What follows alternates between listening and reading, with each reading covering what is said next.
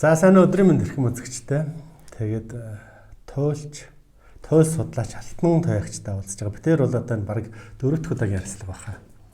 Тийм сайн байна. Жангарын тухай туйлд бидний өвгдөөс цахиж үлдээсэн өвийг бас задлж ярьж байгаа. Тэгээд сайн байна уу та? Сайн байна. Шинэ оны мэндэ. Шинэ оны мэнд. Тантай уулзсан шалтгаан нь одоо туйлаа нэг жангар туйлаа өргөжлүүлж ярина. Таны нэг 2-3 удаагийн хийсэн ярианууд нэлээд тийм таагаад ах шиг ер нь гэж яхан таарад байгаа юм шиг тийм санагдаад байна. Энэ 2024-25 он маань ер нь 25-26 он маань ямархаа болох нөгөө бидний өсөн хүлээгээд байгаа нөгөө сайхан монголчуудын сэргэн мандалд манд өгчөөнөл гэдэг талаар ярилцах гэж урьж авчирсан. За баярлалаа. Нэгдүгээрт нь одоо намайг таагаад ийн гэж ингэ яриад байгаа маа. Тэгэхээр би бол энийг таагаагүй. Энэ нөгөө өвөг дээдс одоо өөрийн чинь миний гэдэг та бүгдийн одоо ингээд өвөг дээдс маань ийм юм болно шүү. Та нар энийг ингээд бид нар энийг чи ингээд орхицсан шүү. Ингээд та нарт үлдээсэн шүү гэдэг ингээд үлдээсэн юмыг л би зөвхөн тайлж байгаа болохоос ш. Би бол таамаглаагүй гэдэг таагаагүй гэж хэлсэн юм байна тий. За одоо тэгэхээр өөрөө бол 25-26 онд юу болох вэ гэдэг ингээд асуугаад байна л да. Тэгэхээр би миний ингээд тайлж уншиж байгаагаар эднэр бол яг жилээр нь ярьдгүү. За 7-7-49 хоног байлдаад гэж ярьдаг. Тэгдэг. За тэгээд 7-7-49 хоног маань юу гэхээр сонгуул бол 4 жил болоод нэг болдог. Тэгэхээр 4 жил чинь болохоор 48 сартай гэсэн үг. Тийм 1 жил чинь 12 сартай байсан. Тэгэхээр 4 жил чинь 48 сартай. Тэгээд засгийн газраа байгуул, сонгуулийн дараа засгийн газраа байгуулах гэдэг 1 сар болдог. Ингээд 49 сар 49 сар болдог нь энэ туйлд дээр гардаг 7-7-49 хоног байлддаг үе цаг хугацааг зааж байна гэж ойлгох ёстой л гэж бодож байгаа. Одоо тэр үед яагаад тэр 4 жилийн сонгуул гэдгийг да би тооцоолцсон юм байсан бэлгүй эсвэл бошиглож битсэн юм болоо. Тийм бошиглож урьдчилж харсан байв. Тэгээ одоо энэ цаг үед юу болох вэ гэдгийг ингээд урьдчилж харсан байна л гээд одоо би 16 онд ардын номыг одоо манай хороолол Лүндэж янцаар нэр дэвшээд яг манай орсны өмнө сурчлагаа хийхдээ би 16 онд за би жангар гэсэр нууц товчооны нууц тайлдаг хүн байна. Тэнд танаа намыг 62 суудалд авна гэж бичсэн байна гэж ингээд бас хэлжсэн. За бичлэг нь одоо хүртэл бол Лүндэж янцангууд байгаа. Нэгдүгээрт хоёрдугаарт бол энэ жил бас Лүндэж янцангууд захиргааны шүүхийн үүдэн тааралтаад сайн байна уу би танаа намыг 62 суудал авна гэж хэлсэн хүн байна гэдгсэн чинь тийм байна гэж хэлжээ. Тий тэгэхээр 16 онд бол 65-ыг авсан шүү дээ. Тэгсэн. За тэгээд би одоо энэ 1000 жилийн ходоос харж бичиж байгаа юм чи энэ туйл бол 3 мөрийн тонноор алдчихдаг юм баг та гэж тухайн үед нь бодож исэн. За тэгсэн тэр жил бол Номтой баяр, Ган тулаг, Бацэрэг 3 унаад нөхөн сонгуул болсон. За тэгээд тэр туйл дээр болохоор 62 соёог тас атгаж шув шулуухан гараад ирэв гэж бичсэн байдаг байхгүй юу. Тэгэхээр энэ ойлгомжтой байгаа шүү дээ. Яг ойлгомжтой үг хэллэг. Тэгтэл би тас атгаж гэдэг үгийг учрыг олоогүй шүү дээ. Гэтэл тэнд болохоор тас атгаж гэдэг үгээрээ хизээч унахгүй 62 шул гэж хэлсэн байгаа үстэй. Тэгсэн байж болох юм. Тий. Тэгэхээр энэ бол яг манай өвөг дээдс энэ цаг үед ерөөсөө юу болох вэ гэдгийг бол урьдчилж харсан гэсэн үг. За энэ 2028 онд энэ төрлийн тогтолцоо яг 1921 он шиг яг 1990 он шиг үнцээр өөрчлөгдөх мөчлөг бол 28 онд ирнэ. За энэ 28 онд ирнэ одоо 25 он юм чинь. Тий. 28 он гэдэг чинь 3 жилийн дараа ахна шүү дээ. За 3 жилийн дараа ирнэ гэдгийг яаж одоо гаргалгаа гаргасан тайлсан бэ гэхээр гэрээ марцсан гэсэр гэж байдаг тийм ээ. За тий. За гэрээ марцсан гэсэр номон дээрээ гэрээ 9 жил мартдаг.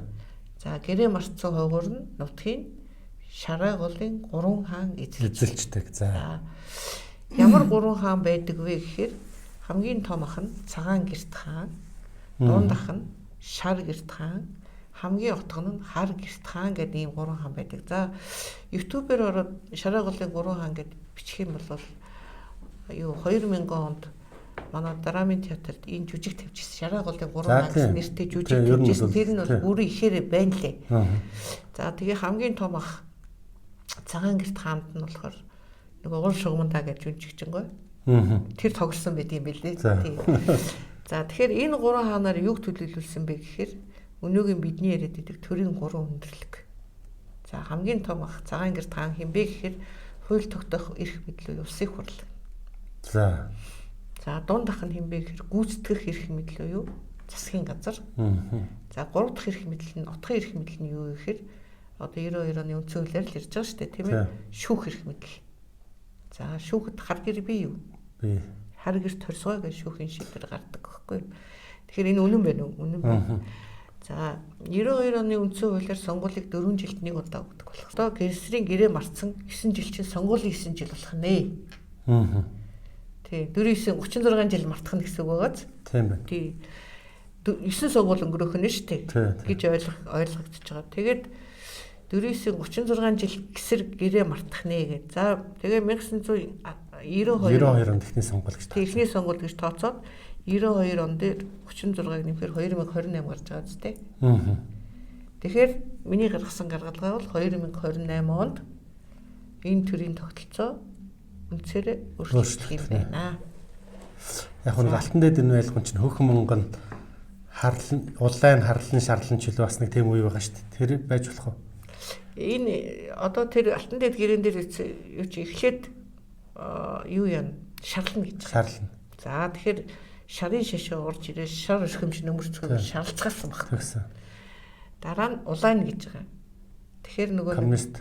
Тэ 1921 оноос эхлээд улаасан байна шүү дээ монголчууд. За ингээ улаасан байна. Улаан туг мандуулгал, улаан бүч зүүгэл, улаан коммунистууд бол улаацгаасан тий. За дараа нь харлна гэж байгаа. Тэгэхээр 1990 оноос хойш харлсан гэсэн үг. За тэгэхээр харлна гэхээр яадаг лээ? За хамгийн мал алдчих үзэл санаагүй болох. Орон гэртээ өөрөө эзэн болохгүй байх тийм. Гадаадд яваад яадаг үлээ? Харлна гэж бас ярьдаг. Тий, гадаад яваад цагаачлна. Нутгаасаа дөрвөн. Тэгэхээр харлсан боорон дээр үлдэхээ гэж. Харлна гэхээр зүгээр дөрвөөд одоо ингээд тэр одоо цагаачлаач ч юм уу тэр хүмүүс чинь ингээд нөгөө бичиг баримттай байдаг байхгүй юу? Харлна гэхээр огт бичиг баримтгүй. Эзэнгүй болчихж чинь гэсэн үг байхгүй юу? Тэгсэн үг. Тий, харлна гэхээр. Тэгэхээр 90 оноос хойш бид нар ерөөсөө засаг захиргааг болцсон. Эзэнгүй болцсон. Хайхрах эзэнгүй. Хайхрах эзэнгүй болцсон гэсэн үг баггүй. Тийм одоо тэр утгаараа 90 оноос хойш бид нар харлсан гэсэн үг. Ингээд харлаад, шарлаад улаагаад ингээд өнгүүд нь өөрчлөгдөжлөө. Тэгээ одоо нөгөө бидний нөгөө үндсэн Монгол язгуурын төр маань одоо босч ирэх гээл тэр маань л ирээсэй гэл хүмүүс хайгаад байна шүү дээ. Одоо хизээ болох юм бэ, яах юм бэ, их юм бэ гэд ингээл. За энэ дээр бас нэг ингэж ярьж байгаа нөгөө Бурханчлан Пүрбат 2012 онд ирээдүйг иш үзүүлсэн бошгод гэдэг ном хэвлүүлсэн. За тэр номныхаа оршил дээр өөрөө ч гэсэн зурагтаар ярьж байхдаа 21-р зуунд Чингисийн хөх төмөр морин цэрэг Тэнгэрээс бууж ирнэ гэж бүү эндүрээрээ та бидний сайхан сэтгэлээс бууж ирэх юм шүү гэж хэлсэн байхгүй юу. Тэр номныхын оршил дээр ч байлаа энэ үг. Хэрэг тэр номын одоо номын худалдаанд тэр ирээдүйг иш үзүүлсэн бошгод гэдэг энэ ном нь бол байгаа хаяа харагдаж идэг. За тэр оршил өмнөх үг дээр нь энэ үг нь байж байгаа. Тэгэхээр 21-р зуун нь одоо мөн бидтэй. Тэгэхээр энэ өөрчлөлт 21-р зуунд ирэх юм байна гэдгийг бас тэнд хүмүүс хэлсэн байна шүү дээ. Гэтэ тэр номыг бол Бурханчлан Пүрбатгай бол нөгөө хүмүүсийн одоо 8 дугаар богд 5 дугаар богд болоод нөгөө төвдийн одоо үзмэрч нарын одоо хэлж ярьжсэн ирээдүйг иш үзүүлсэн зүйлүүдийг ингээд эмхтгэхэд хөрвүүлээд эмхтгэж гаргасан болохоос Пүрбатгай бол өөрөө тэрийг яагаад байхгүй юу. Тэгэхээр тэнд бас нөгөө шашны талд бас тэнд одоо 21-р зуунд ямар нэгэн өөрчлөлт болно гэдгийг бол тэнд бас мэдээд хэлээд исэн гэж ойлгогдохоор байгаа зү тэ. Тэгэхээр энэ нөгөө миний одоо бидний тайлаад байгаа. Энэ 2028 он гэдэг маань тэ. Энэ одоо 28 онд энэ төрлийн тогтолцоо үнцээр өөрчлөгдөнө гэсэн үг шүү гэж хэлье. За тэгээд тий. За наадах тэр аль алин дээр нөгөө Тэнгэрээс хөх март цэргүүд маань бууж ирнэ. Өөр сэтгэлээс гэдэг нь шүү дээ.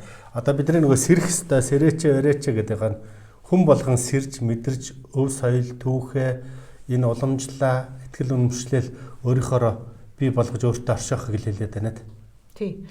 За тэгэхээр энийг эхлээд энэ рүү орохын тулд эхлээд бас нэг ийм юу хэлчихье. Гисэр дээр болохоор одоо бүр чин юу нуус төвчөн дээр ч гэсэн дээд тэнгэрээс заяат төрсөн бүр чон хэлдэг штэ.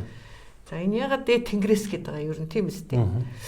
За юун дээр болохоор тэгэхээр гисэр дээр болохоор бурхан багш ингээ явж исэн чинь нэг сударсун гэдэг нэртэй балгас эвдэрсэн байдаг. Нэг хот эвдэрсэн урччихсан байж тээ. Тэгээд нөгөөдөг чинь хурамс тэнгэрийг дуудаад. За 500 жилийн өмнө би ингээд газар дэлхий дээр самуун болох цагт нэг тэнгэр газарт буулгаж тийм ээ.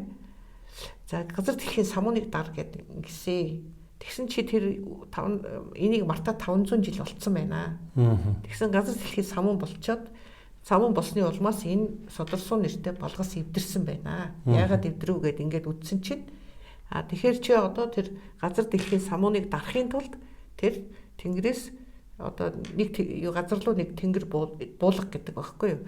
За хурамс тэнгэр бол 3 хүүтэй, хамгийн том нь амин сахигч, дундх нь үүл бүтээгч, отгон нь төгс цогт гэдэг ийм 3 хүүтэй байдаг.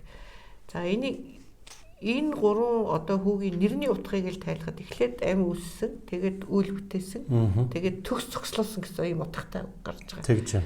За тэгээд хурамс тэнгэр бол 3 хүү дээрээ ирээд за бурхан багш бол ингээд юу яасан газар дэлхийн самууныг дарах нэг тэнгэр бол гэсэн та 3-ын аль нь бох вэ гэдэг тэгдэг байхгүй юу. Тэгэхээр том баг хоёр нь болохоор бит хоёр бол ингээд газар дэлхий дээр очиод самууныг дарж чадахгүй тэгээд ингээд эцгийн нэрийг бааснаа. Тийм учраас энэ үйл бүтээгчл энэ бүхнийг чадна. Тийм учраас үйл бүтээгчийг л буулгахын зүйтэй гэж ярьцгаадаг байхгүй юу. Тэгээ үйл бүтээгч гисэр нэрээр буудаг. Газар дэлхий дээр. За газар дэлхий дээр буугаад тэгээд энэ хэрэг түүх унших юм бол монголчууд хүн бүрний үед нэг удаа газар дэлхийн самууныг дарж ирсэн юм. За тэгсэн. За Чингисийн Монголын үед 2 дахь удаага газар дэлхийн самууныг дарсан байна. За тэгэхээр одоо 3 дахь удаа бас цаг нь болох гэдэг шүү дээ газар дэлхийн самууныг тийм ээ. Одоо жинхэнэ Монгол төлөв юм нэг самураал энэ тийм үү дайн тулаан болоод тэгэл одоо ингээд муу муухай бүх юм ингээд дэлгрээл тий. Тэр өдхөө Монгол төртөл нөгөө нэг ингээд авилга мавлага хэл хахуул гээл тэгэл худлаа ярддаг хулгай яадаг усууд нь ингээд гэмт хэрэг айгүйх ингээд ихсэл тийм ээ. Энэ болгоо ингээд самуун болоод байгаа байхгүй. Тийм учраас энэ самууныг дарахаар одоо юу яах гэдэг шүү дээ. Тэгэхээр одоо цаг нь болцсон. Үйл бүтээгч маань гисэр нэрээр буусан. Гисэр нэрээр буусан. Тэгээд тий. За тэгэхээр энэ Монгол гэдэг үндэстэн өөрөө дээд тэнгэрээс газар дэлхийн самууныг дарах заяатай бий болсон улс юм аа л гэж үндэстэн байна л гэж ойлгохдохоор байна л гэж. За. Тий. Тэгж байгаа шүү. Тий. Юу нь тий. Хөх толботон хүн болгон л ингээд авах гад ингээд одоо вэ Чингис гэдэг шүү дээ. Тий. Тэгэхээр одоо энэ цаг нь болцсон. За бас нөгөө нэг Шамлын орон гэдэг нөгөө шашинд байдаг шүү дээ. Тэгдэг. За Шамлын орон болохоор ямар байдгүй гэхээр за ингээд газар дэлхийн самуун болохоор ингээд уул нэгдэл Шамлын морьтой цэргүүд гарч ирэл тэгэл энэ самууныг дарчаал тэгэл буцаад ороод хаагдцдаг гэл нэг юм юу байдаг байхгүй юу. Тийм нэг домогч юм уу яриач юм уу нэг юм яваад байдаг байхгүй юу. Тэгээд нөгөөдхийг болохоор үзэхээр мөн бүр Гитлерийн хажууд нэг буддын лам байсан гэж байгаа.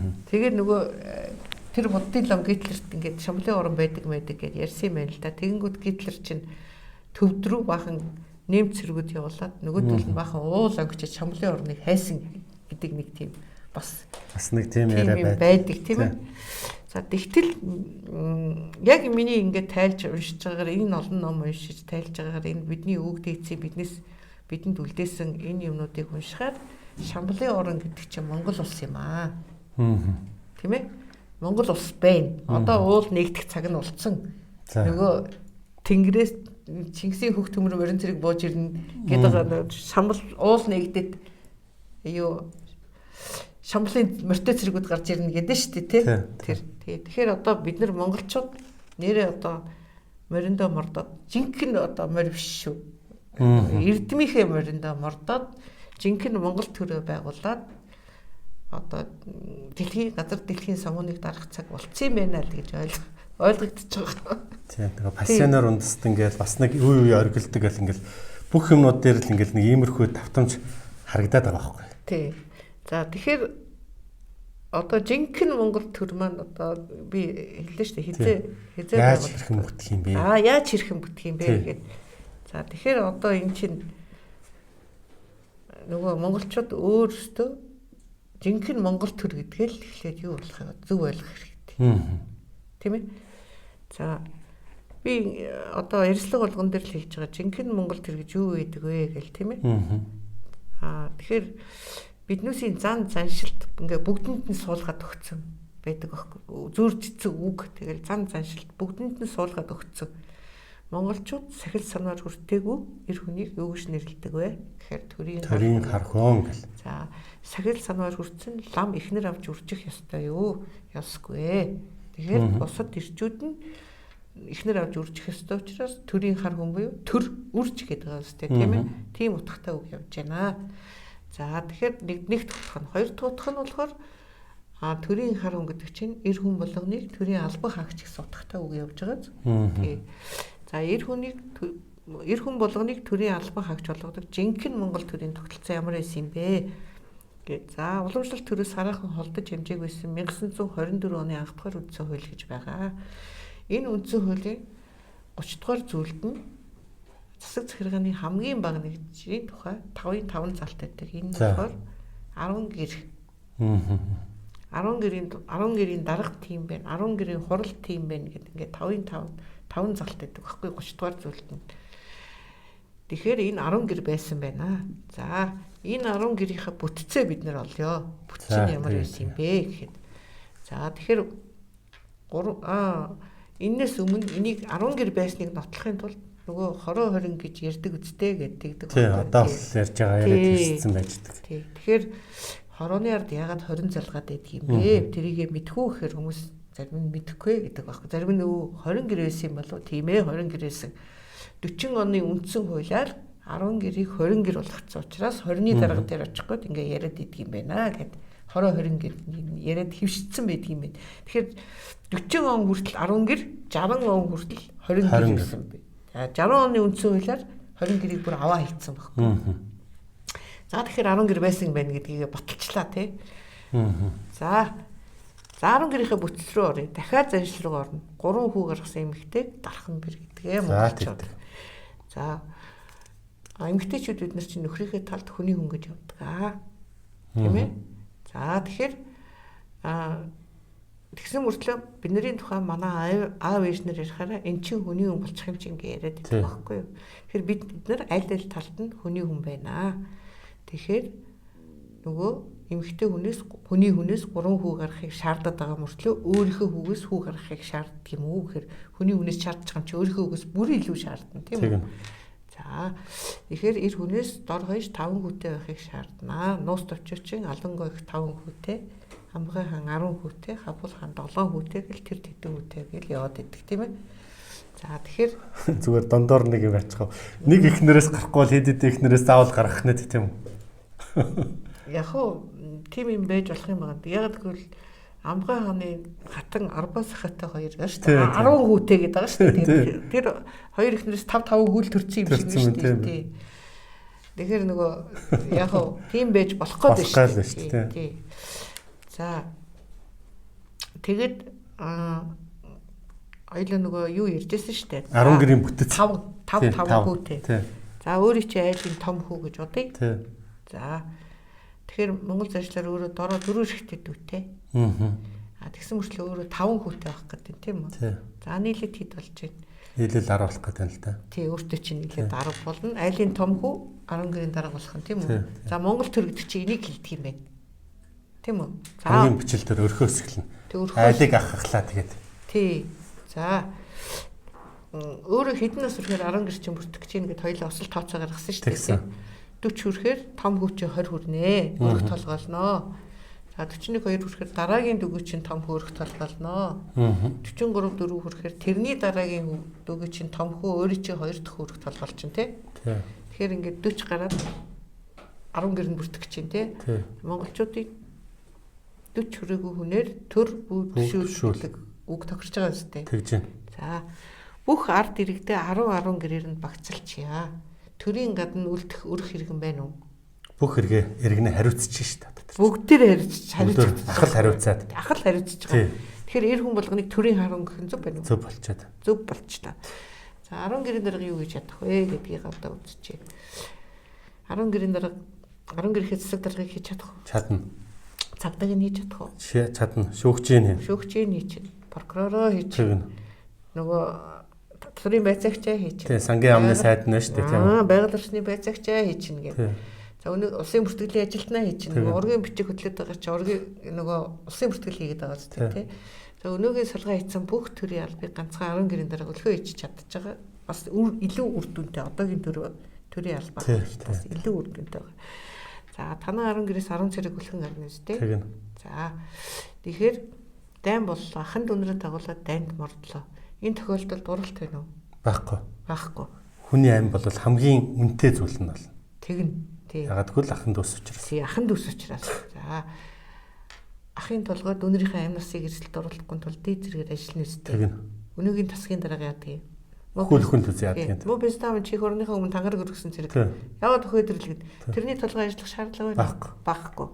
Тэгэхээр монголчуудын хүчрхэг байсан нь зөвхөн энэ тогтолцоонд байгаа. Энэ тогтолцоог монголчуудаас өөр ямар ч улс гүрэн бодож олж чадаагүй. Монголчууд энэ тогтолцоонд байсан учраас л хүчрхэг нэрээ дурсгаж чадчихсан. Тэгэхээр энэ тогтолцоор л орох хэрэгтэй. Нөгөө айлын том ах нар одоо яах ёстой гэхээр хүний өөрийнхөө дүүнрийг бүртгэлжүүлээд өөртөө хариуцах хэрэгтэй юу? Тий. За тэгээ сонгуул боллоо гэхэд нөгөө том ах нөгөө дүүнрээ одоо манай Монголд чинь нөгөө том ах гэдэг нэг хэллэг өгдөг шүү дээ. Оо ах дээр очиж асуу. Оо ахаас асуу. Ах л мэдчихэж байгаа гэдэг. За нөгөө том ах чинь ингээд дүүнрээ бүгдийг ингээд хариуцаад за одоо манай одоо бол ялангуяа манай хөдөөнийхэнд энэ хэллэг айгүйх байгаа. Хөдөөнийхний дунд бол энэ байж байгаа байхгүй юу? Том ах. За энийг нөгөө хоёр ном мэдчихэж байгаа байхгүй юу? Тий. Тэгээ сонгуул болохоор нөгөө том ах нарыг бариад авт. Том ах нарыг барьж аваад тэгээд ингээд дагуулад явдаг байхгүй юу? Тэгээд за та нар энэ номын төлөө энэ ардын номын төлөө өгөрөөч гэдэг юм. Энэ ардчсан номын төлөө өгөрөөч гэдэг юм ингээд юу ячдаг юм.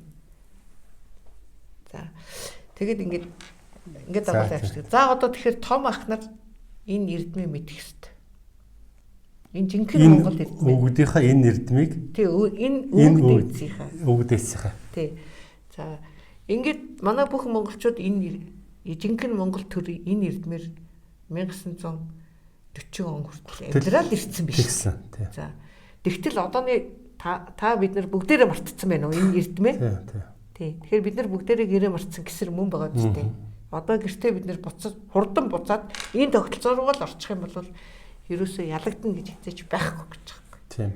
Өш нөгөө хөх өвгөд гэд яриад байдаг чинь за 50 60 хүртсэн нөгөө 10-таа бүрдүүлсэн ахуйгийн тэгшилсэн хүмүүс чинь аянда төр болоод хөх өвгөд болох төр төмөн хөх цэргүүд чинь тэгжил бүтэх юм шүү дээ. Тийм шүү дээ. Тийм. Тэгээд тэд нар чинь өөрсдөө ах дүүнэр дунд байхад ерөөсөө ямар ч хизээч ах дүүнэрээс орохгүй. За манай аав манай ах энэ дээр байгаа энийг алаад өгөх тайсан дээр чих юм байна уу? Байхгүй шүү дээ. Байхгүй. Тэгэхээр нөгөө яач чийсэн нөгөө яг энэ аавынхаа үгэнд ордог нөгөө нэг яс цусан төрлөө ингэж яс цусан төрлийнхээ талтгандаа байдаг энэ чанарыг ашиглаад монголчууд ийм төр байгуулах юм бодож олж чадсан байхгүй юу. Тэгэл одоо чинь кино хийсэн чи одоо нөгөө аргат гэл нэг кино хийгээд байгаа шүү дээ. Тэр чинь болохоор нөгөө нэг ах トゥ угийн биш байхгүй юу. Тэгээд тийм болохоор энэ чи ерөөсөө нөгөө шуудад хийсэн хэрвээ яг ах トゥ угийн л биш байх юм бол нөгөө шуудад хийсэн өхрийн үр шиг гэдэг шиг талтал тишээл байх хэрэгтэй байхгүй юу. Тийм учраас яг ах トゥ нэрээр энэ юугаа байгуулах энэ жинхэнэ монгол төр гэдгийг л байгуулж чадах юм бол бид нар эргээд хүчрхэг болно. Эргээд сэргэн болно. Та нар энийг мэдээч. Яг энэ цаг үед чинь энэ нууц тайлбартахаар бид нэр зад хийцээ л гэдэг тэнд хүчтэй байгаа байхгүй. Тийм.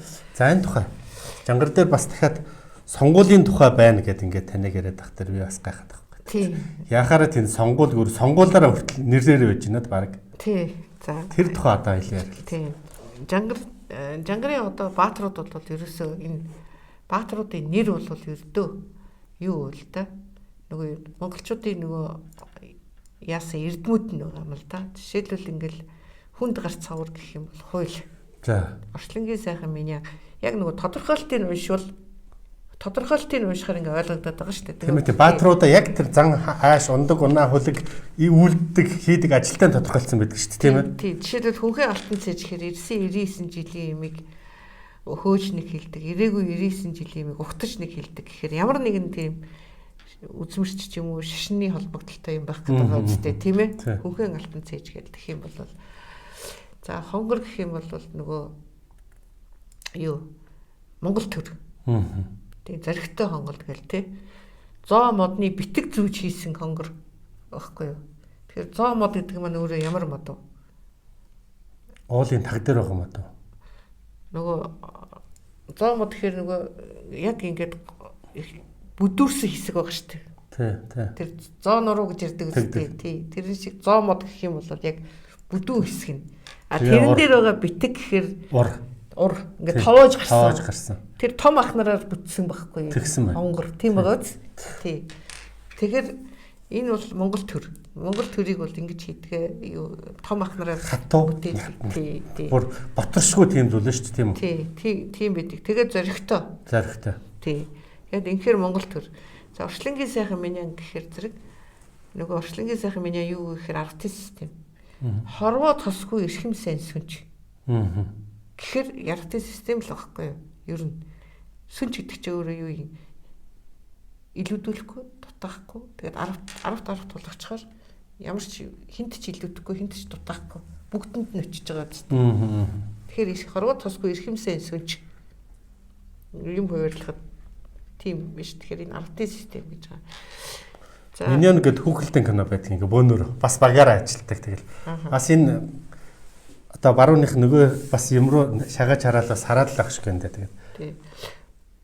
Ер нь монголчууд яхав дэлхийг захирч исэн 300 жил захирч исэн одоо тэдгэрийн одоо Оросд болохоор 40 үр удам байсан тий. А дундад Азад болохоор цагаатаа үр удмууд байсан гэдэг. Тэгэхээр эднээс чинь тухайн үеийнхээ нөгөө юмнуудыг бүгдийг мэдж байгаа шүү дээ. Тэр манай хаад чинь. Тэгээ тэндээ бас үлдээсэн л байгаа байхгүй юу? Тий. Тэрийг л бас ингээд одоо энэ жангарыг миний одоо тайлбарт байгаа жангар чи халимаг жангар гэдэг одоо монголчууд бас тэгээд идэг юм л да. Тий. Тэгэхээр нөгөөдөл чинь болохоор бас Монголын юу юм чинь. Тий. Гэхдээ энд нөгөө яг Монголын тухай бичсэн байна гэдгийг тэд нар бол ойлгохгүй л тий. Тэгэхээр тэр 1700 онд тийшээ явсан амарснаг дагаж тийшээ явсан нөгөө ойрдод байхгүй халимгууд гэдэг чинь тэгээд энийг ингээд аваад үлдсэн. Тэр үед л одоо тэдний зөнч үзмэрч одоо хүнхэн алтан цээж нь энийг ингээд бичиж үлдээсэн ба шүү дээ. Тэгсэн байна. Тий. Тэгээ энийг ингээд тэд нар чинь юу яагаад аваад хүрээд ирсэн ба шүү дээ. Тэгээд энэ Монголд аваад орчуулагдаад ирэхээр нь бид энэ дотор чи сонирхолтой мань зарагдаж байна надад чинь хүнхэн алтан цээж алтан дэд үний айлгуу цээж сайтай хүн гэдэг нь шүү дээ. Тэр мэдээллийг сайн агуулж чадсан мэдлэгтэй хүнийгт чэйжил тогтоодог хүмүүсийг чэйжтэй хүн гэж ярьдаг шүү дээ. Тэр энэ бол тэгж хилмлэр ч юм уу тэр эрдэм мэдлэгийн тунгаамал одоо алтнаас дутуугүй эрдэм мэдлэгийг эзэмсэн гэсэн тийм санаанууд л ялцчгүй яваад байна л да. Эсвэл чэйжлээ түргээд ирсэн тийм үү? Энэ ер нь ингээд ардын өмнө зохиол гэдэг чинь ингээд ер нь чэйжилж ийж. Тэгээд туйлыг бол ерөөсөө нэг үг үсгийн зөрүүг чэйжлэлдэг гэдэг байхгүй юу? Тэгэхээр сүүлийн үеийн жангар мангар дээр нөгөө жангарын өмнөх юунуудыг ингээ хасаад яг жинхэнэ үйл явдлууд өрөндөг хэсгээс нь ингээд бас эмхтгэд гаргаад ах шиг харагдаад байна лээ. Тэгэхээр өмнөх юуг нь ерөөсө хасаж болохгүй. Яг тэр өмнөх юун дээр нь яг хизээ энэ үйл явдал хизээ болох гэдэг цаг хугацааг ингээд заацсан хэсгүүд байдгийм аа. За тэгээд жангарын нөгөө баатруудын тухай үргэлжлүүлнэ. За догшин хар санал. Тий. За догшин хар санал. Хар гэдэг өнгө чи 90 оноос хойш байна гэдэг аа шүү. Тий. Тэгэхээр чин зэрэг 90 оноос хойш байх гэдэг энэ догшин хар санал чинь. Санал гэдэг чинь сонгуулаа. Тий. Сонгуулийн үед яа тэгээ санал авдаг үстэй. Тий. За тэгэхээр энийг догшин хар санал гэдэг чинь сонгуул юм аа гэдгийг ингээд За тэгээд догшин хар саналын бүлгийг ингээд уншаад үзсэн чинь Жангар догшин хар саналыг дуудаад ингээд хөдөр зан тайжийн нутагрууд ингээд яваад ирээ би чамайг ингээд зараалт явуулъя. За тэр нутагт очиод чи юу яа? Дайтах бол дайтахаа хэл. Нөгөө ээл бол нөгөө ээлээ хэл. Ээлээ хэлэх юм бол 1001 жилийн нөгөө татвараа төлмөлгээд ингээ явуулдаг байхгүй юу? Явуулах гэдэг. Тэгэхэд тэгсэн чинь догшин хар санал хэлтий. За би өстө нэрэ буян сайхан аваа буянгүй орхиод буурал сайхан ээж хөвгөнгөө орхиод буман сайхан албатаа ноёнгоо орхиод бомбон цагаан юу хатнаа тийм ээ нөхөргөө орхиод ингээд өөрт чинь дагаар орсон штэ гэдэг байхгүй юу? Тэгэхээр энэ болохоор манай энэ сонгуул бол энэ манай Монголынх биш ээ. Ингээд хайр газраас дагаар оруулж ирсэн байна гэдгийг энэ үг хамаг юм арахад тэгээд дагаад ирсэн тийм. Энийг ингээд хэлээд нь штэ тийм үү? Хайр газраас оруулсан шүү. Энэ манай Монголын үндсэн тэр юу чинь сонгуул биш юм а гэдгийг энд бол хэлээд байгаа байхгүй юу? За тэгээд энэ хөдөр зан тайж хааны нутаг хаана байдаг вэ гэхээр наран суухын зүүн өмнө өнцөг дор байдаг юм а гэдэг. Тэгэр чин зэрэг наран суухын зүүн өмнөд одоо эдлийн зөврөл алах гэдэг тийм. Яг наран суух гэдэг маань өөрөө Жангарын нутгийг бол нар гарахын талд байдаг юм а гэдэг байхгүй юу. Тэгэхээр нар гарахаар одоо нар гарах нь уу мандах нь уу гэдэг ингээд өөртөө асуугаад шүү дээ. Тэгэхээр нар гарахаар Жангарын нутаг болох гэдэг шүү дээ. Тий. Тэгэхээр наран суух гэхээр нөгөө өмнө нь болох гэдэг байгаа үстэй. Нар гарахын өмнөх байх гэдэг шүү дээ. Тий. Тэгээ өмнөхийг хэлээд нь шүү дээ. За тэгээд ингээд саналыг догшин хар саналыг явуулдаг. За энэ дээр эхлээд догшин хар санал явж исэн чинь нэг зам донд нээрэм цагаан талд нэг сайхан бэр гарч ирээд ингээд ингээд буугаад мордоод яв энэ төр гэдэг байхгүй. Тэгээд догшин хар санал яхаараа нээрэм цагаан талд эзгүй талд ингээд ийм хүүхэн байж идэх юм ста чөтгөр мөтгөрлөөлгүйгээд ингээд өнгөрөө явчихдаг байхгүй. Нөгөөх нь араас нь бас ингээд яхаараа ядгүй ингээд чөтгөр байж таарад нөгөөх чи араас нь хөөгд тийм ээ ингээд гүйцэтгэв. За тэгээд дараа нь дахиад явж исэн чинь бас нөгөө нээрэм цагаан талд нэг сайхан хүүхэн гарч ирээд одоо ингээд бас ингээд эдээ ундаа бариад ингээд тослоод ингээд буугаад морд өнтер гэдэг тийм. Тэгэхээр энэ зэрэг нөгөөдөг чинь чи өөр нь ямар янзын хүн би яах гээд байгаа ингээд тэргээд асуусан чи ингээд нэг үзмэрч ингээд одоо Жангарын нутгаас нэг ийм илч ирнэ. Тэгээ хөдөр нөгөө зан тайж хааны нутг руу явж байгаа илчээ. Тэгээ тэр хүнд ингээд уучраа хэлээрээ гисэн ингээд те хэлдэг байхгүй юу. Тэгээд тэр хүүхнийд нөгөөдөг чи харин үнэмшээд нэг 14 хоног буугаад тэгээд мордтыг. За тэгээд тэр хүүхнийхээс гараад нөгөөдөг чинь хөдөр зан тайж хааны нутагт ирээд нөгөө тэр энэ бол хөдөр зан хааны байшин юм байна гэдээ бас ингээд байшин ингээд хараад байж идэг байхгүй юу. За энэ өмнө нь энэ юу болсон бэ гэхээр эхлээд нөгөө шарын шишний үед сонгуул өнгөрсөн байна. Өнгөрөө явцсан байна. Нөгөө санал байхгүй байсан байхгүй юу? За. Тэгээд тийм учраас нөгөө нэг сайхан бэр өгтөж ирээд исэн тэрийг ингээд өнгөрөө явцсан, тоохгүй явцсан гэдэг чинь энэ тэр үед сонгуул байгаагүй шүү дээ. Байгаагүй. За дараагийн хүүхэн чинь 14 хоног тэнд байсан гэдэг чинь нөгөө юу байхгүй юу? Социализм үе байхгүй юу? За. Социализм үед сонгуул 14 хоног ер нь ингээд юм яс төдий байсан гэдгийг тэнд бичээд байгаа. За тэгээд одоо хөдөр зан тайж хааны нутагт ингээд нөгөөдөг чи хурж ирээд нөгөө тэр баатрууд донд нороос суучдаг байхгүй юу. Тэгээ харийн хүн дотор нь орж ирснийг мэдэхгүй тэд нэр 7 хоног суув гэж штэ. Тэгэхээр эн чинь юу вэ гэхээр 90 онд одоо ингээл нөгөө хувьсгал ялсан болсон гэл нөгөө баг хурал болоод тэгэл ингээд 92 онд ингээд тэр сонгуул гэдэг юм чи үндсэн хуулинд оруулах хүртэл нөгөө 7 хоног гэдэг нь шүү дээ тий. Энэ хугацааг хэлж байгаа болоо гэд.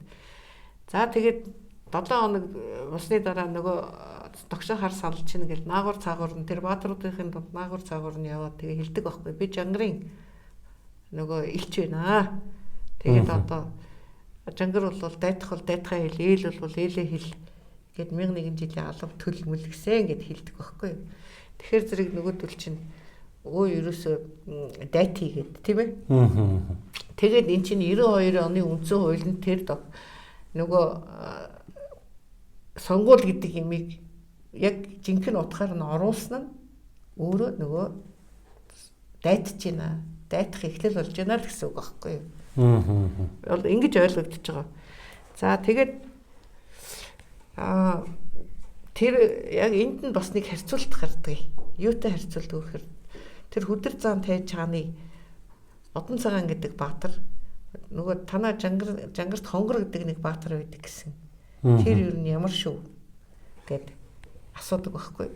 Тэгсэн чинь нөгөө догшин хар салжи энийг мөө гозоосон сохиног мод чи өөрийгөө юу хонгортой зүүрлээд байдаг нь юу вэ гэдэг. Тий хонгор гэдэг чинь өстой нэрэ айгүй мундаг тийм бомон юуны төрөнд ингээд цэргийн төрөнд явдаг мовдаг гэл ингээд айгүй гоё хонгорыг магтдаг байхгүй. За тэгэхээр энэ яг өнөөгийн одоо Монгол улс бол тэр заан тайж хааны нутаг байх Монгол улс байх гэдэг нь шүү дээ. Өнөөгийн Монгол улс. За тэр Одон цагаан гэдэг нь болохоор өнөөгийн Монгол төр байх гэдэг нь шүү дээ. Тэгээд өөрийгөө хонгортой харьцуулаад шүү. Тэр үеийн Монгол төртэй өөрийгөө харьцуулаад шүү дээ. Ер нь тэгдэг үстэй. Харьцуулдаг үстэй. Тэ? Харьцуулдаг шүү дээ. Тэгэхээр нөгөө 3 сая Чингис хаан сэрлээ мэрлээ чинь харьцуулалт шүү дээ. Тийм гэсэн мөрөөдөл. Тэгээд тэр өөрсдөө л бас тэгэл яриад байдаг үстэй. Бид нар чинь жинхэнэ Монгол төр чинь бид нар байхгүй юу гэж ярьдаг үстэй манай энэ юунууд чинь тэгэл тэр харьцуулалт явагдаад байна уу? Явагдаж байна. За тэгсэн чинь хүчтэй гунан хар гэдэг баатар. Гэхдээ тэр танаа нутагт нөгөө жангарын нутагт хүнд гарч савар гэж нэг баатар байдаг гэсэн. Тэр бол хэр зэрэг вэ гэж бас өөрийгөө харьцуулаад шүү дээ. Тэгэхээр хүнд гарч савар чинь хууль хар хүчтэй гунан хар чинь бас өнөөгийн одоо хууль байх гэдэг шүү дээ. Тийм байгаа зү. Тэгээд нөгөө энэ бас харьцуулалт энэ хоёр чи энтэй ингээд дүүцэн шүү гэсэн ийм харьцуулалт хилээд байгаа байхгүй юу? Энд бас. За тэгсэн Одон харгаа гэдэг баатар нь танаа нутагт догшин хар санал гэж баатар байдаг гэсэн. Тэр бол надаас хэр зэрэг гэж асуудаг байхгүй. Тэгэхээр өнөөгийн сургууль бол тэр догшин хар саналтай өөрийгөө зүрлж байна гэсэн ийм утга. Тэгээд би ингээд танаа энэ юу гэж чинь ингээд адуу гэж илдээд гарахын цагт догшин хар санал гэдгийг та нар мэдэж аваарай гэж санал хэлдэг байхгүй юу. Тэгээд дайтад нөгөөдөг чинь 8 жив адуунаас 8 түмэн хар халзан адууг нь илдээд наран гарах зүг рүү чиглээд тавьдаг байхгүй юу. Илдээд явдаг байхгүй юу. Санал одоо дайт чинь гэсэн үг шүү дээ. Тэгээд тэгсэн энгийн мөр нэг эргэх газар догшин хар саналын буурал халзан хөлөг 7-8 эргэлээ гэдэг байхгүй юу. 7-8 эргэчихлээ гэдэг байхгүй юу. Тэгэхээр одоо 1921-с одоо 1990 он хүртэл 69 жилийн хугацаанд одоо нэг л төр байсан биз дээ тий. Тэгэхээр энэ энгийн мөрөө шүү дээ тийм үү? Энэ социализмын үеийн мөр чинь энгийн мөр байх гэдэг шүү. Нэг эргэж байгаа шүү дээ. Тэгтэл энэ цаг нэг л төртэй байгаад байсан учраас тэгтэл буурал халзан хөлгөн 7-8 эргэлээ гэдэг чинь 7-8 сонгуул өнгөрөөсөө гэсэн утга гарч байна гэж би ойлгож байгаа. За байж болох юм. Өнөөдрийн төрийн сүлд чинь бас нэг тиймэрхүү юм байгаа шүү дээ. Тийм 7-8 тийм 7-8 сонгуул өнгөрсөн байгаа. За тэгээд тэгэхээр зэрэг нөгөө заан тайж хаан сая гүйтсэн цэргээ дагуулад дайнд ордог байхгүй юу? Тэгэхээр 7-7 49 хоног гүйлгээд догшин хар саналыг гүйцэтгэе. За тэгэхээр 9 дэх сонгуул болчихж байгаа тийм. Тэгж дахиад нөгөө 4 жил очлоо. Өш нөгөө түрүүний 14 хоног чинь 2 жил юм шүү дээ. Саяхтай бодвол. 99 тийм. Тийм мэдхгүй л байдаг. Мэдхгүй л энэ заяа. Ер нь тэгээд ингээд хүмүүс бас би яхаа зүгээр эхлэлийн тавьж байгаа шүү дээ. Тэгж байгаа. Тэгээ хүмүүс өөрсдөө бас ингээд сэтгэж бодоод энэ дотор чи ийм нууц өгдөг. Энэ чи ингээд таарад байгаа шүү дээ гэд би хэлээд байгаа шүү дээ. 80,000 цэрэг 8 түмэн цэрэг чи 80,000 орчим хүн байна. 8 живад адуунаас нь тийм ээ. Тий. 8 түмэн хар алзаг адууг туугаад Атаг омгийн ахлагч нар шүү дээ. Монголд ч нэг 80-90 орчим мянган ургийн овгтой хүмүүс байдаг. Ургийн овг бүртгэгдсэн байдаг байхгүй. Тэгэхээр нэг атаг омгийг тэргүүл хайлын ах нар л ялгарч нэг дуун дээр нэгдэж чадвал одоо Монгол төр ирэх гээд байна. Тий.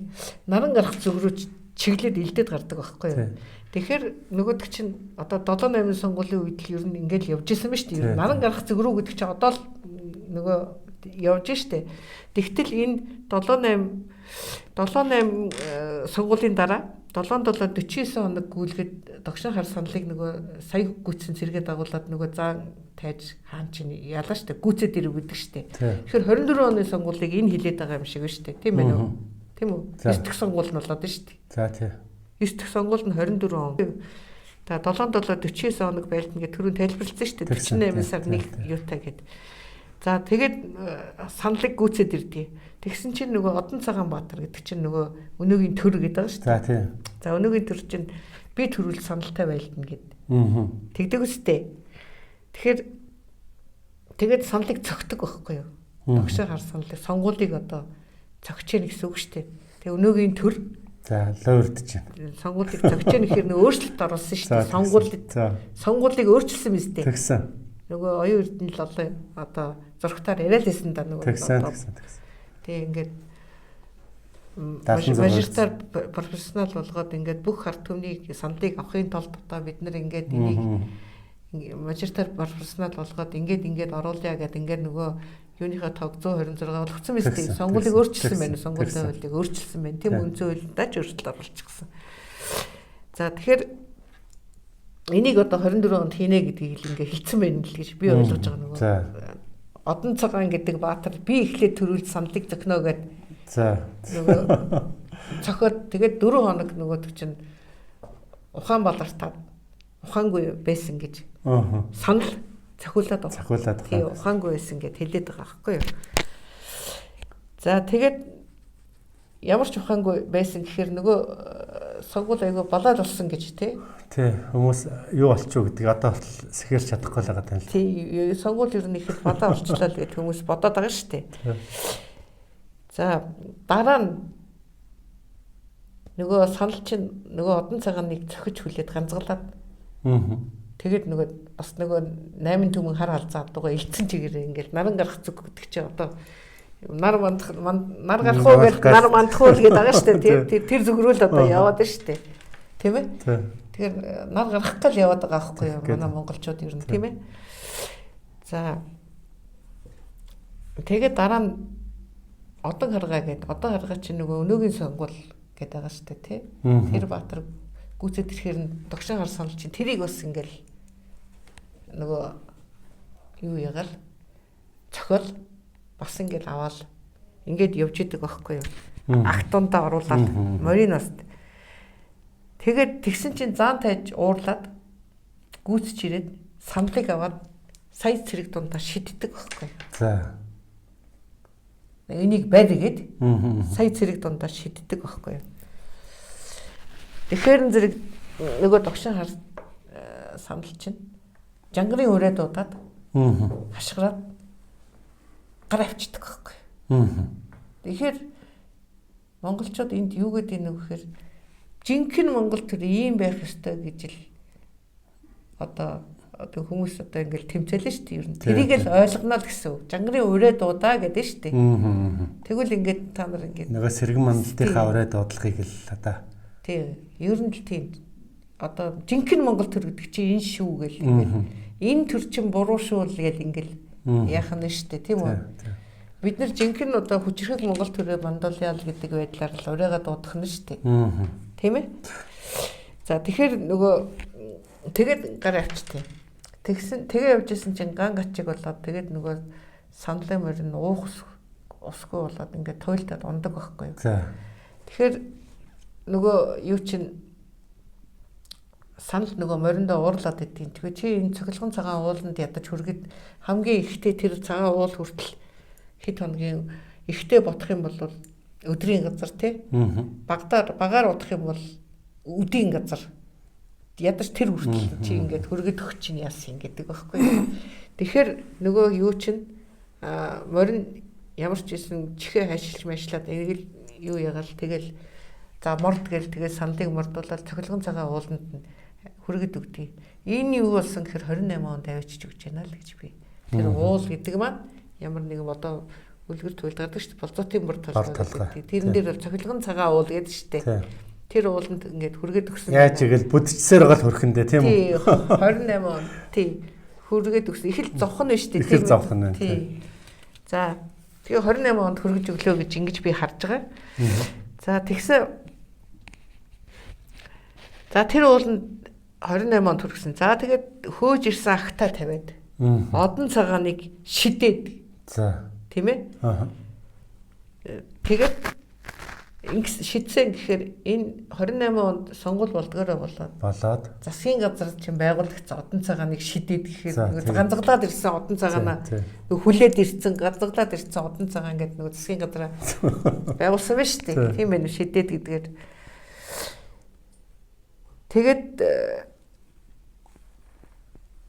Тэгээд дахиад ингээд 7 хоног толдог гэдэг байхгүй юу?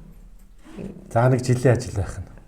Тэгээд 7 хоног толдаад тэгээд нөгөө юу тогшоо гар санал нөгөө хиний наран гарах зүг рүү хараад уйлдаг байхгүй юу?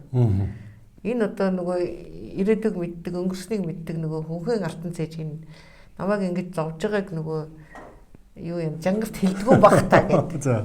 Тэгээ жангар гэдэг чинь өөрөө Монгол хүмүүс Монгол улс ахгүй тэр чинь Монголын ард түмэн байхгүй юу? Тэгэхээр нөгөө хүнхэн алтан цээж хэлэх ёстой шүү дээ. Тийм байгааз.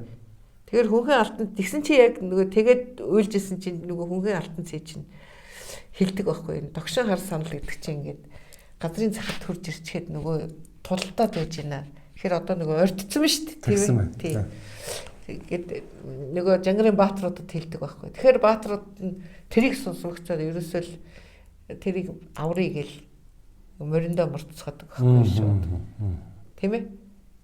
Тэгэхээр одоо нөгөө тэр энэ одоо энийг бас тэр хүнхэн алтан цээж гэдэг нөхөр одоо энэ ном ч юм уу эсвэл нөгөө үздэг хардаг хүмүүс ч юм уу те энэ хэлэх гээд нь штэ. Тийм Монголын ард түмэнд ойлгуулах гээд нь штэ. Та нар ингээд жинхэнэ төрөө Монгол төрөө байгуулад тийм ээ. Тэгээд энэ жинхэнэ Монгол хуулийн төсөл ч юм уу нэг нэлийн болох гэдэг л да. Тэгээд яг 28 оноос хойш л жинхэнэ нөгөө тогтворжих бий болох гэдэг ажил чинь явах гэдэг шүү дээ. 7 хоногийн хугацаа мөхцаа дуудах байх гэл ингээд. Боо ажил. Гэхдээ Монгол маань эргэж ирэх тэр хугацаа юм байна даа л гэж ойлгохоор. Тэгээд ингээд дахиад 7-49 хоног байлдаа төмөн бодог тус тусд нь хүлээд ирхдэг гэдэг байхгүй юу? Дахиад 4 жил ажиллаж иж 28 оноос дахиад 4 жил ажиллаж иж тэгээд тэр хугацаанд одоо тэр 4 жилийн дотор л тийм ээ 28 оноос эхэлж штэ тийм үү? Тэгээд нөгөө тусд нь төмөн гэдэг чинь өөрөө штэ. Тийм. Юу? 100000 штэ. Төмт. Чингисийн үехээр бол төмт. Төмээр нь тусд нь болгосон гэсэн. Тэгсэн санаа. Багцлсан гэсэн санаа байгаа шүү дээ. Тэгжээж ингээд нар гарна. Наран гарахын одоо жангирынхаа нутгийг бий болголоо гэсэн. Ийм утгатай байна гэж тайллаа шүү. Тэгээд энэ бол би таамаглаагүй те энэ нөгөө тэнт л одоо манай өвгд ийц та нарын өвгд ийц бидний өвгд ийц одоо минийх одоо би ганцаараа гэж ярьж болохгүй л гэд намаас энийг үнцээ. Тэгэхээр бидний өвгд ийц бид бүгдээрээ бол энэ жинхэнэ Монгол төрөө ингээд зөв байгуулахын цагт Монгол төрөө сэргээ мандуулна. Яг үе тэр болтлоос ингээд жоохон их ажил байна. Бас тий.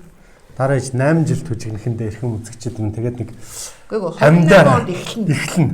Тий. 28 онд эхэлнэ. 32 оныг дүүртэл гэд бодоход одоо нэг 78 жилийн задан байна шүү дээ. Тийм байх тий. Тий, 78 жилийн задан байна. Тэгээстэй төмтөрөө зохион байгуулалтанд орж ирсний дараа л нөгөө бидний хүсэгээд байгаа. Нөгөө Монгол төр маань, жангар маань, гисэр маань гэртээ ирэхнэд. Гисэр гэртээ буцаж ирнэ. Та нар бүгдээрээ гисрүүд, гэрээ марцсан гисрүүд одоо жинхэнэ 40 он хүртэл жинхэнэ Монгол төрөөрөө ингээд энэ амьдэрсэн өвөг дээдс чинь амьдэрсэн гэтэл бид нар өнөөдөр энэ Монгол төр гэж юу болсныг ч мэдэхгүй өр хөвгтэй ч хэлж өгөх юмгүй. Тийм ээ? Зан заншлын маань ч одоо өр хөвгт маань мэдхээ болцсон. Бид нар хэрвээ өр хөвгтөө зааж өгөхгүй юм бол энэ Монголыг хэн хүчрхэг болгохыг. Тийм ээ. Тэгэхээр энэ бүгдийгээ бид нэр өөрсдөө мэдээд энэ жинхэнэ Монгол төрөө сэргээе гэд уриалж байна. За тэгээ манай үзэгчид маань энэ 2025 оны 1-р сард хийж байгаа яриа ш. Одоо энэ үнийг хэдүүлээ 8 жилийн дараа үнэн болж байгаагүй юу гэдгийг 28 онд бас харна шүү дээ. 28 онд харна, 32 онд бас харна. Яг тэгэхээр 28 онд л гэл би өөр анханасаа гэрээ марцсан гэртээ буцаж ирэх нь 28 онд л гэдээсэн шүү дээ. Тэгвэл энэ дахиад бас энийг ингээд унших юм бол бас тэрийг бас төмтөр нь болох нь дахиад 4 жилийн ажил яагаад байгаа юм биш үү? Тийм байна. Гэхдээ 28 онд бол бас Эхлэх эхлэх юм байна. Тийм байна. Одоо ч гэсэн энэ залууд юунууд бас ингээд нэг хэсэг их вичнүүд тэр бас судч бас ингээд парламентыг 2 тагимтай болгох юм болгох чинь ер нь ярианууд яваалаа. Ярианууд яваалгаа байхгүй юу? Чин хүмүүсийн сэтгэл зүг бэлтгэж чинь л. Тэгээ оюун эрдэнэч бай, Нямбаатар ч бай бүгдээр л монгол хүмүүс шүү дээ. Тий. Эдгээр чинь бас яавал бид нар Монголоо ийм мундаг хүчрхэг болгох уу гэдгээл бас эднэрийн бас илэрхийлж байгаа.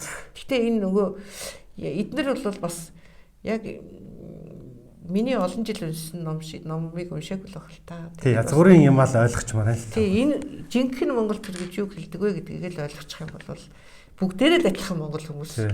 Бүгдээрээ л энэ Монголоо мундаг болгох юмсан. Яагаад бид нэр ингээд дандаа гадаадын боол шиг ингэж амьдарч идэх юм те? Аа. Гэж бас эдгээр бас дээрээс бас дарамттай л байгаа шүү дээ. Тэгэл тэр мөрийгээ бас ингээд жинхэнэ Чингисийн Монголыг байгуулах тийм бүсэл зэрэг байгаа гэдэгт итгэж байна. За тэр өрөөл бацсах ашиглалтгай баярлалаа.